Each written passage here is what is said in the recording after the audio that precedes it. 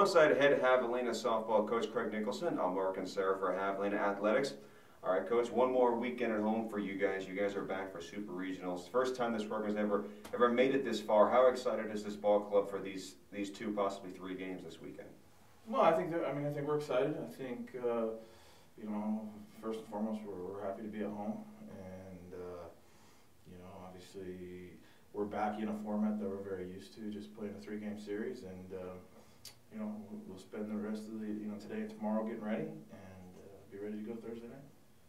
You guys started out this postseason. The first three games you allowed, I think, one run, and then in the last two you guys won. You scored 13 times. You had a big rally against West Texas. You rallied to come back late in the last game against Oklahoma Christian. How happy are you with the way this team swung the bats over the course of those last two victories? Yeah, I think our offense is in a pretty good spot right now. Everybody looks at this team and says the strength of this team is pitching, and there is truth in that. But I think there's times when our offense gets a little bit overlooked. We've done some really good things throughout the year offensively, and ideally we keep that rolling.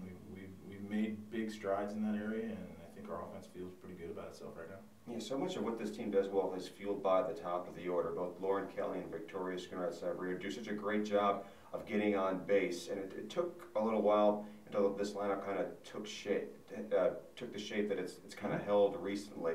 What were the things that have made those two players so good at their jobs at the top of the order day in and day out?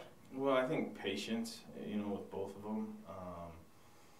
They do a good job of staying patient and really getting good pitches to hit, and then should they happen to get to two strikes, they both do a pretty good job most of the time of battling in those situations and making a pitcher really work to get, to get them out. So, and they've also just truly bought in. Obviously, Lauren has always been a get on base type kid, but with Victoria, she's really kind of bought into that role of being a table setter more than maybe somebody that drives in runs. She's certainly capable of doing it, but she's really bought into the role of hitting in the two spot and really trying to find ways to get on base. She's done a great job of that all year long.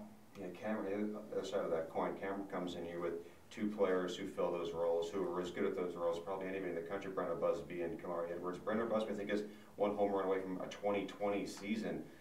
Obviously, it'll be your outstanding pitchers to have against their order. What is it that your pitchers need to do well to try and contain what Cameron does well offensively? Well, one of the big things that Cameron does well is they're aggressive on the bases, and I think they're up over 100 stolen bases now for the year as a ball club.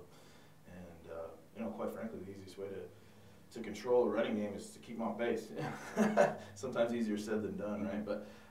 But yeah, they're top of the top of that order, and I think it's a deep lineup in general, much like ours, but they're definitely fueled by the top 3 or 4 in that lineup, and you just got to go compete with those kids. They're going to find ways to get on base occasionally, but you got to do a good job of competing and as much as you can, kind of keeping Brenna, Busby, and Edwards off the bases for that power in the middle of the lineup too.